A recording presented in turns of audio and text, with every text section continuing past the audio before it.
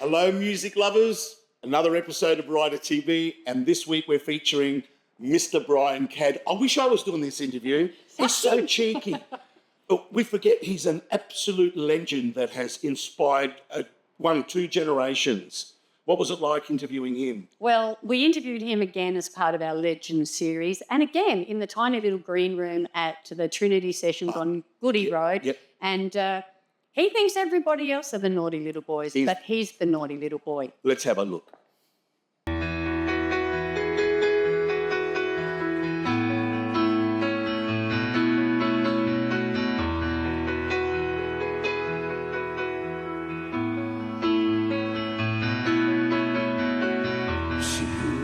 Marketplace, where she comes from, nobody knows. Welcome to Rider TV. You're with Cheryl Lee and the amazing Brian Cadd. As part of our Legends series, Brian has kindly agreed to have a chat with us in his green room before his gig tonight at the amazing Trinity Sessions here. Now, Brian, 76 years young, still on the road, still performing. You know, a list of achievements longer than both of your arms. Did you know, is music in your DNA? When did you know that music was going to be your passion, I think it really happened. I grew up in Western Australia. I was born there, lived there till I was about 14. And I was the eldest son. And my mother was a soprano, quite a good soprano, but she couldn't handle the crowds. She just, nerves got a beat. And in our house, in the hallway, was an old piano, just a simple old stand upright. And that was in the days where they were handed down, and nobody really wanted a family heirloom. Shut grandma up before them and everything. And she noticed after a while, and I would sit there and I would start to pick out little melodies and things, and that I could get them in the same key, which I never know what this is. No, but at that time, for someone who was 6 or 7 or whatever it was, that was, it seemed like a reasonable argument for having piano lessons. I had piano lessons, and she was a real stage mum. She was great. None of this would happen to me if it wasn't for her. And when I was 12, I was asked to do a New Year's Eve show on Channel 7, which had only just started, by a young bloke called Ross Harris. But he was just about to go to England, and he had this sort of big farewell on New Year's Eve thing, and he had children's programs and stuff, so they decided that they were going to put a band together. And my mother, of course, immediately got me auditioned, and I got the piano gig. And we were 10. We had them something. I think I might have turned 12 during that year. But anyway, that was that one night, and we were terrified. Can you imagine what it was like? Anyway, we got through it all right, and apparently we got mail and stuff, because in the January, the guys from Channel 7, Ross had gone, that they were going to do a weekly children's Channel 7. And they wanted to put a band on every Friday, and they wanted us to do it. So my mother agreed, of course, in 1966, which is an extraordinary time to be alive and to be in music and everything's happening. Is that when you joined the group? Yeah, that's right. And the punchline of that was, first of all, they wrote all their own stuff, which no one did back then. And secondly, they were a professional band, so you couldn't do anything else. If you joined the band, oh, my daddy, what you did online, it's like, sorry, I'm not going to do this. Oh, you got a year, kind of thing. Not that he was that kind of guy, but, that sensibility back then was, why would you join a band? You're all lunatics and gangsters. Anyway, so I had a year, and during that time, I was lucky enough to write. I only wrote one song. The first song I ever wrote was a song called Woman You Break In Here. It was a big hit. So fortunately, I could say, well, it's another. And the rest is history. As you would determine to say, there was history. And then after the group, Axiom came along, another great band. That was about 3 years later, and we'd gone to England and broken up. The Twilights had gone to England and broken up. Cheryl and I were friends.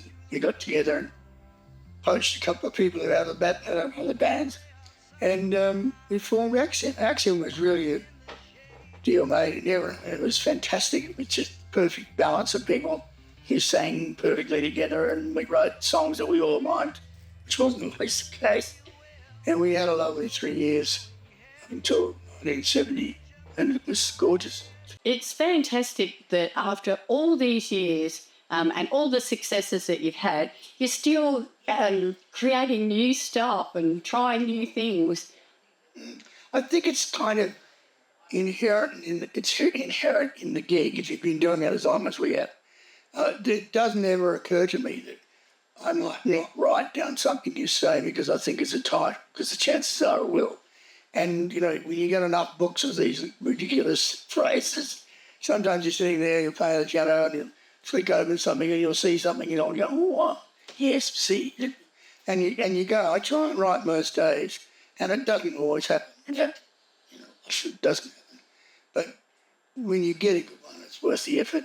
And that's that sort of addiction, if you like, that keeps me going, and walking out on stage and having an audience participate for 2 hours or an hour and a half, whatever it is, and having a great time. And I'm able to take them back, you know, because some of them have got a few years on them, and you start a song like Sunshine or something like that, and then all of a sudden the couple that's just there are not the age that they're now, but they're when they first had 11 or 12. Yes, I know. Music does that. It transports you back in time, I reckon. It sure does, I reckon. It does that for all of us. There are some songs, and they come on, you can tell me exactly when you first heard it. That's right. In fact, I was speaking to a mate of yours that you wrote a song with the other day, interviewing him, the Screaming Jets, because they've got a new album coming out. And I was so surprised when he said that you and he had written a song together in town. Well, when you met in Tamworth. So after we met in Tamworth, he's a very naughty boy. He's a very naughty boy. Just so you know that. In fact, there are no Screaming Jets that aren't naughty boys. Exactly. It's just shocking they're fabulous. I love them all. No wonder you got on so well. Oh, yes, yes, we naughtied together. It was great. And they were the first act I ever saw in Tamworth. The first time I ever went to Tamworth, someone picked me up from where I was staying and said, we're going to go and see an act at West, which is a club up there. And I was expecting a ding-ding-a-ding, you know, and they came out there as loud as 4 Led Zeppelin. I had the best time. I thought, Tamworth rocks, this is fabulous. You know? And it does, in its way. Yeah. It sure does. Now, back to you, Brian. You also have had success with the Bootleg Family Band and the Flying Burritos, but apart from your performing and songwriting success, you've also had a very illustrious producing career as well. Well, I'm lucky in the sense that I was able to get a couple more strings to the bow rather than just being a writer. I also could play and sing a bit, so I got to do those. So there's 3. And then when I came back from England after Axia, I didn't want to go on the road. I've been on the road for so long. I didn't really want to be in a band. And Ron Tudor, who had a label called Fable Records, said to me, why don't you come and produce some records? And I said, it's not, you know, I said, I can do it. And it turned out to be a gorgeous year or so of my life, which spread into about 4 years because we started a new label, Bootleg, and that's where I had my solo stuff, and I signed a lot of other people, and they had it, and not necessarily because I signed it, but they were really good people. And it just opened up a whole world. From then on, I learned enough about studio operations to when I moved to Nashville. I opened a studio in Nashville, so that was another stream. Yeah. And I think what that really means, what I'm trying to say is that for people who are in the industry, who are just sort of starting out in the industry, it doesn't hurt to have, you know, a few different... Learn as much as you can, about as much as you can. Yeah, so somebody says, you know, be a tour manager on the third hour. You go, well, I'm not a tour. Yes, you are a tour manager. Until somebody tells you not, you are. Yeah. Or you promote or whatever.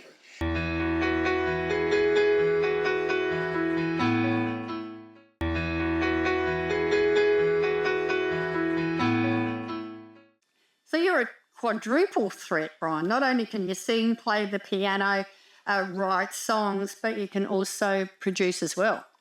Yes, and I'm not a bad ballroom dancer. No, I'm not. I'm a shocking ballroom dancer.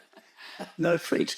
But yes, and that's what I always say to young people up, get out and do something. Yeah. And I guess that's one of the reasons for our longevity, in the sense that all of us who have been around a long time have produced records and written for other people and, been on all kinds of different activities and adventures other than just standing up singing or writing and writing. That is a great way to guarantee longevity way after you might want to stop, singing and performing. Because, some people get, I don't get sick of it, but some people don't. I guess Sharrock and Ross Wilson and Russell and people like that, we're just such old hams. We just can't stand it. Somebody rings a bell on me, just head for the nearest light and sing.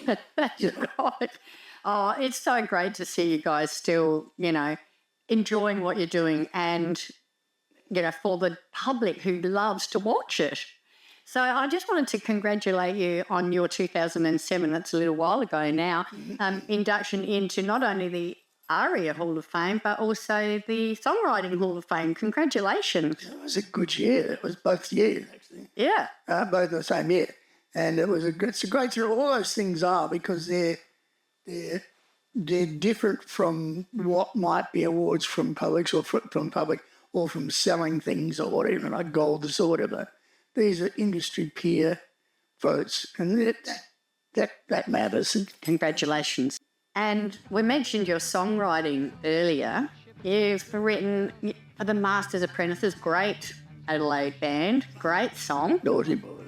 More Naughty Boys. Elevator Driver, great song. That was fun, and they had a bit where I think they changed a couple of members and they had stopped writing, so they used to, the record company was saying, oh, come on. So they came round one afternoon with a few beers and we chatted about it, and then we wrote that song for them. And I was very happy with that. And they loved it. It was good. But it was not that rare that those things happened, because we were like a really tiny family, and it's not that much bigger now, really. It's pretty easy to say, oh, by the way, could you. And we're very spoiled here in Adelaide because they're still performing now with Mark Holden's brother Craig singing now for Jim. Jim Moore. Yeah. Oh, that's lovely. Who would have thought it? She said, yes, I told Jim that when he was 30, he wouldn't have believed. That's right. And also, you wrote a song for Ronnie Burns, who is my husband's cousin. Is that right? Yeah, I did. But that was once again a case of us being very closely associated. At that stage, Molly, as Ian was living with Ronnie and his mum, and we were getting together and doing projects, and it was fairly natural that Ronnie would say, well, write me a song. What was good about that song, which was called When I Was 6 Years Old, was it was sent over to England, and Paul Jones from Manfred Mann released the thing. So that wasn't very common, those sort of things. Mostly we were fairly isolated or insulated, as were they. And so we had our own networks to play with. But the idea of getting something overseas was really lucky, and that sort of set my sights on what would eventually mean that I would leave. I'd leave the shores for a while, and I lived during my time a lot in America and a lot in England and some time in France, and you realise that it's just a musical world everywhere. Everywhere. Well, it's great to have you back in Australia. Just wanted to thank you for coming along to our Support Act South Australian lunch during the week while you were here.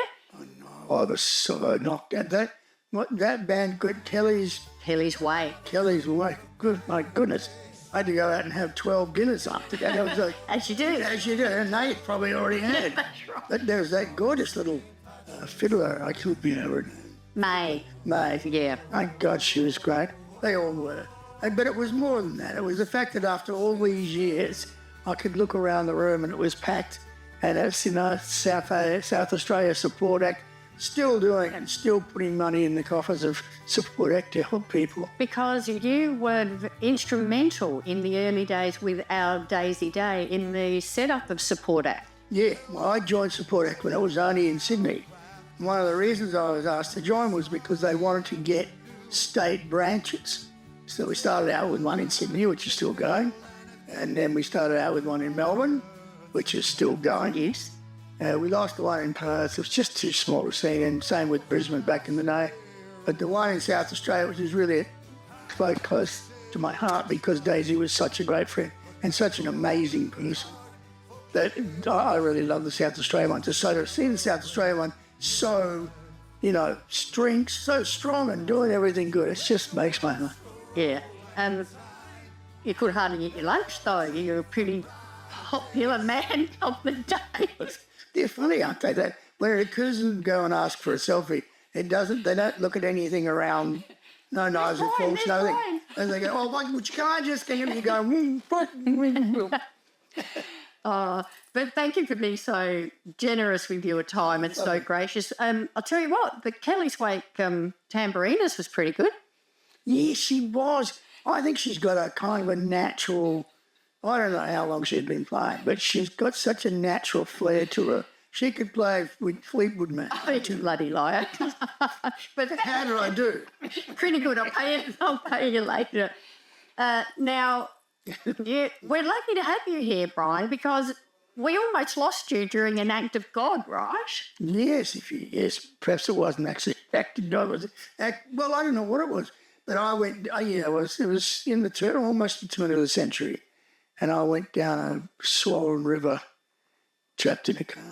It was, I was underwater, but fortunately, it was an older car, and it had windy windows. It's the only reason I'm here.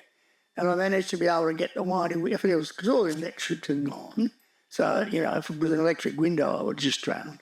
Because it was starting to fill up with water. It's one of those moments. It's like something you write and put in a movie, not you put in your own life, Anyway, I got out and I grabbed on a tree and I was there in the dark. And then this monstrous, like Arnold Schwarzenegger guy came over the bank and leaned over and just grabbed me out of the water and threw me on the ground. I was terrified. I thought, I'm not going to drown because it's going to kill me. You thought you were meeting your maker. Yeah, but I met my saviour. It was good. So I got to live through that one. And again, the rest then is history. Yeah, it was a rather check. That's it.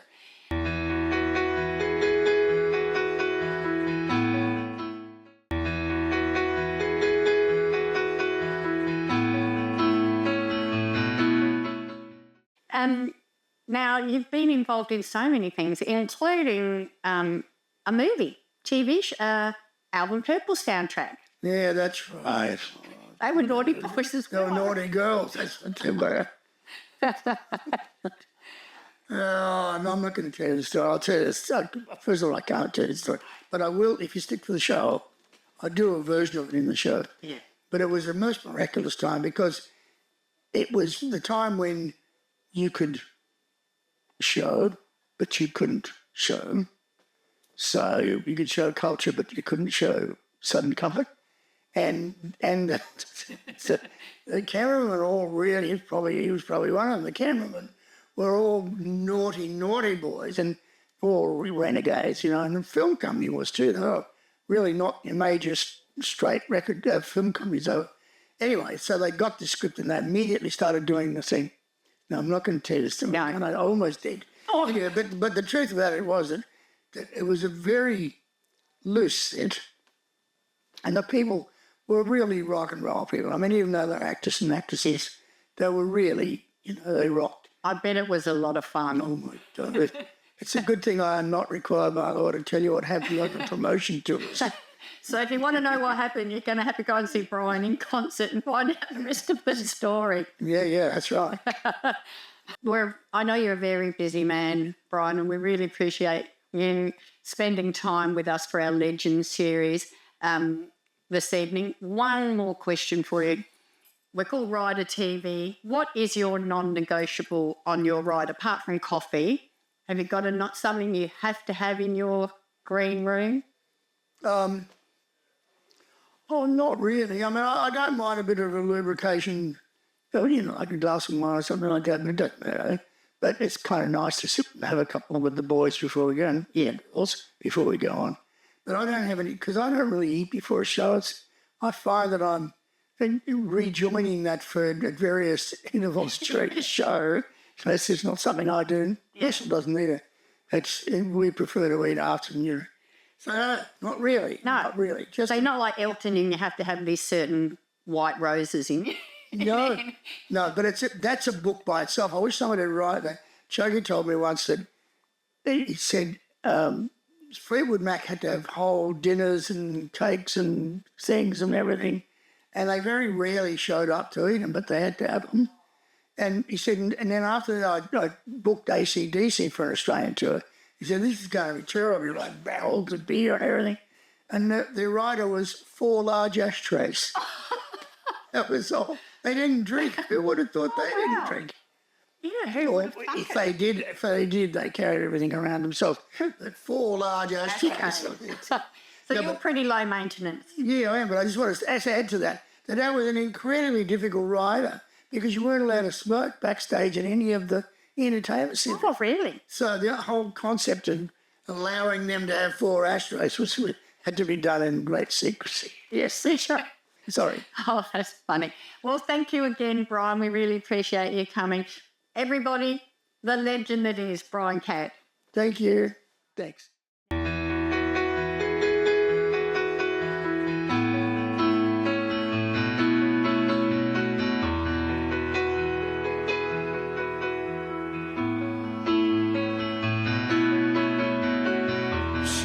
At the marketplace, where she comes from, nobody knows.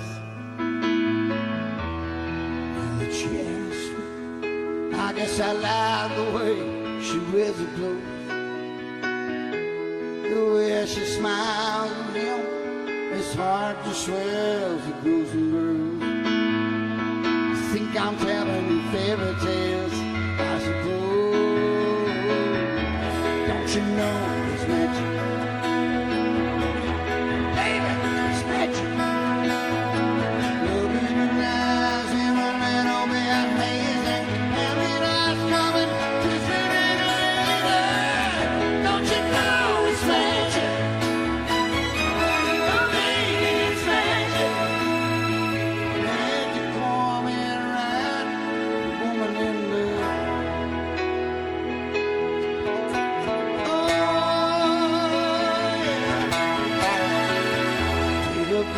Shoot your friend as long as you take your time. You're only 6 years old. You're on the birds, you got friends of mine. If you wanna be an Indian chief, Cheryl, respect you gotta earn. Oh, every team you gotta learn. Don't you know it's magic?